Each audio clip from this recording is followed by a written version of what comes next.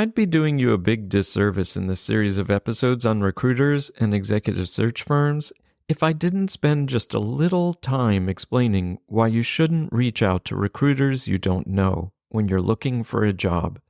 In fact, it's one of the more potentially damaging things you can do, a sort of self-inflicted career wound. Curious? Stick around and I'll explain.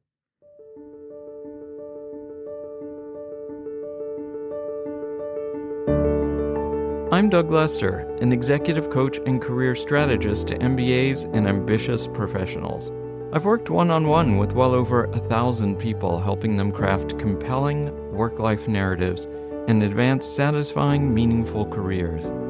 When it comes to your career and your life, if you don't craft your own narrative, then someone else might do it for you, and you might not like what they come up with. So let's work together on your narrative now. In over a decade of coaching MBAs, I can't tell you how many times I've heard a client in need of a new job say, I need to start reaching out to executive recruiters, or I've been reaching out to executive recruiters. I did the same thing when I needed to move from LA to Boston in the early 2000s, and at the time, I thought, why not? I was a good find for a recruiter. I went to Yale, had an MBA from Wharton, a master's degree in international studies from the Lauder Institute at Penn, and I had worked my way up the ladder at leading companies like Estee Lauder, Coty, Avon, and Johnson & Johnson. Why wouldn't a recruiter want to take my call or respond to an email or a message?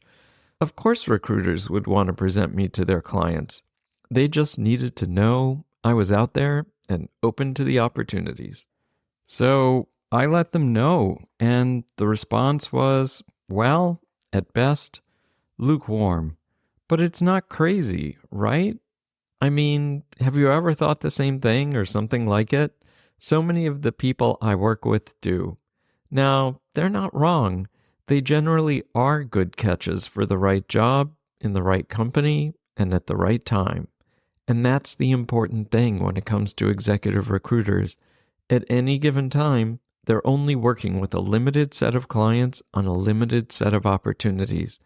The chances of you reaching out to them at exactly the right moment, when their open searches align well with your experience and ambitions, well, the odds aren't great.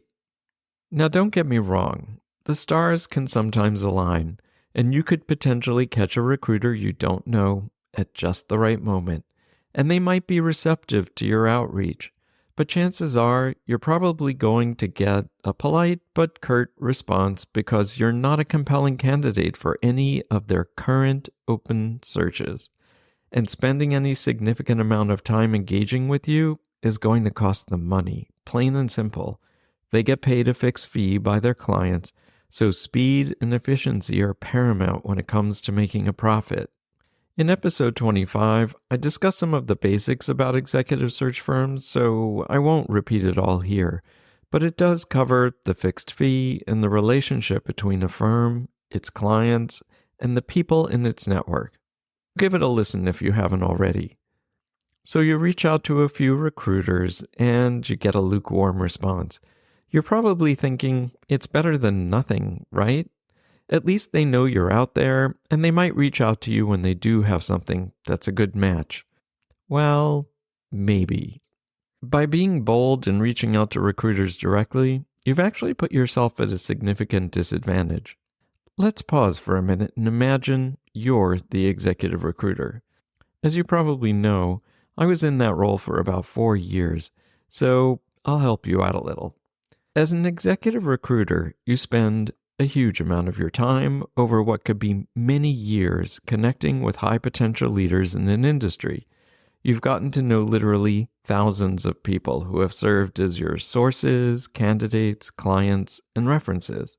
And then this person shows up, someone new, and for whatever reason, you don't seem to know this person, and maybe you check your firm's database and no one else does either. Or at least they don't know much about you beyond your name and contact information. So, as a recruiter, what's the first question you might ask yourself? Let me help again. The question is, why? Why don't I or my colleagues already know this person? Why isn't this person already on our radar screens? Why hasn't one of my thousands of contacts in the industry I know so well ever told me about this person or encouraged me to reach out to this person? And finally, why is this person apparently looking for a job? If they're really good, shouldn't they already have something lined up? Shouldn't recruiters like me already know about them and be calling all the time with great opportunities? But apparently, they're not calling or reaching out with those opportunities because this person is reaching out directly to me now. And if they're in a position that they have to reach out to me directly, meaning they don't have any opportunities coming their way through their own network, or at least not enough, then there must be a reason. So the recruiter comes to a preliminary conclusion. This person who has just reached out to me directly may be in some sort of distress, and it might be because they're not very good at what they do. And the recruiter's concern will be, this person could be a risk if I decide to include them in one of my candidate pools and present them to one of my clients. Recruiters, they don't like risk. As I explained in episode 14, they typically guarantee their searches. They need to feel secure that the candidates they present to their clients are going to work out and not result in a search that they have to redo for free. Listen to episode 14 if you haven't already, and I explain why the idea of a do-over is so distressing to recruiters. So even if you're a hidden gem, the fact that you've reached out to a recruiter directly has set off alarm bells. When I was working as a recruiter at an executive search firm, my colleagues and I had a particular habit when people we didn't know reached out to us because they wanted or seemed to need a new job. We put a very brief note in their record in our database, and that note read, job seeker. And having that note in your, and I should point out, permanent record was not a good thing. It was a red flag to anyone in the firm who might be checking you out that something could have potentially gone wrong for you. And if they do ever decide to engage with you for a search they're conducting, they're going to have to do some investigation first. Maybe that investigation won't uncover anything damaging to you as a potential candidate, but it's an extra step the recruiters will have to go through at the very beginning. And I've talked in previous episodes about speed and efficiency being critical to a recruiter's ability to make a profit. Well, doing that investigation, that preliminary investigation, isn't especially speedy or efficient. And it's a less attractive option than pursuing people the recruiter already has positive experience with or has positive intelligence on. So, if you don't want the label of job seeker and all the baggage that comes with it, try to avoid reaching out to executive recruiters directly if you don't already know them and have an established relationship. Instead, here's what you should do. Get the people they're likely going to reach out to as sources or for referrals to mention your name and say something positive about you. When people in a recruiter's network tell them about someone they don't already know, about this hidden gem, let's say that's you, they're going to be thrilled. Closing a search with a compelling, successful candidate is a numbers game in recruiting. Recruiters often reach out to hundreds of people when they're assembling candidate pools for their clients.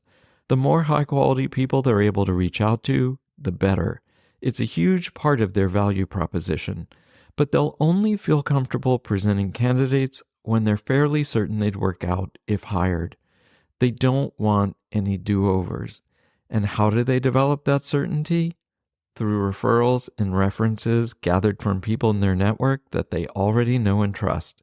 They don't develop that kind of certainty and comfort when someone they've never heard of reaches out and says directly or indirectly, I need a job. Just the opposite. They think something's probably wrong and they're going to have to look into it. Now, don't get me wrong. There could be times when you reach out to a recruiter and you're the answer to their prayers. But those times are going to be quite rare and not worth the risk of being labeled a job seeker, at least in my opinion. So do the work. Consider who the people are in your extended network that the recruiters are likely going to reach out to when they're finding candidates for jobs you'd want. Reconnect with those people in your network. In the course of reconnecting, be sure to share the key elements of your personal narrative, what you do, the context you do it in, and the impact of your work. That way, when the recruiters call and describe a search that aligns well with your personal narrative, your friends and colleagues will make the connection and hopefully mention your name. The recruiter will then add you to their database or pull up your record if you're already in there, and they'll add a note. And instead of that note reading job seeker, it might just read hidden gem, let's reach out to this person.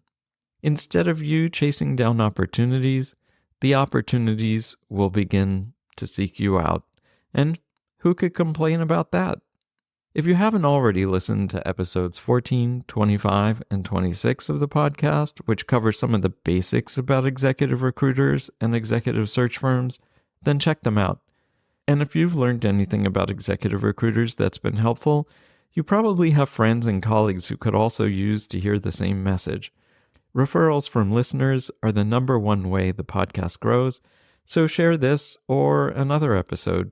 And if you need to figure out the best way for you to get on recruiters' radar screens, or if you're already in a search being run by an executive search firm and need a thought partner to help you read the tea leaves, consider signing up for a career strategy session with me at careernarratives.com/strategy.